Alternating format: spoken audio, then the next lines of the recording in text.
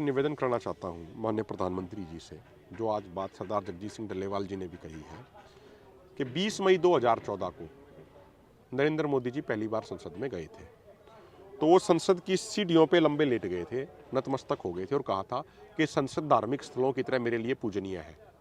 उसी संसद की परमानेंट कमेटी ऑन एग्रीकल्चर ने कुछ दिन पहले, जिसमें सभी पार्टियों के एमपी हैं, मेजोरिटी एमपी बीजेपी के हैं,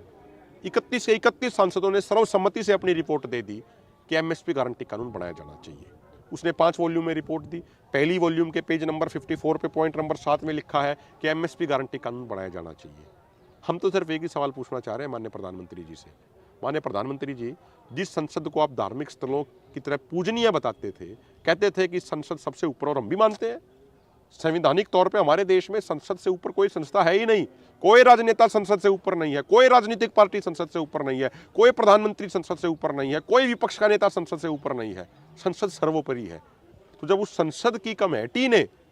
जिसमें सभी पार्टियों के एमपी, उसने कह दिया एमएसपी गारंटी कानून बनाया जाना चाहिए, तो माननीय प्रधानमंत्री जी को बताना है कि उस संसद की भावना को वो सम्मान करेंगे या नहीं करेंगे, किसानों की मन की भावना का सम्मान वो करेंगे या नहीं करेंगे। हम तो एक ही बात कहते हैं, मोदी जी, सैकड़ों बार से अधिक बार आपके मन की बात सुन ली इस देश के लोगों ने। अब इस देश के लोगों की भी मन की बात सुन लीजिए, इस देश के लोगों की भी दिल की बात सुन लीजिए, इस देश के किसानों के मन की बात भी सुन लीजिए और इस देश के किसानों पर रहम कीजिए और एमएसपी गारंटी कानून बनाइए ताकि देश के किसानों की आत्महत्या बंद हो सके।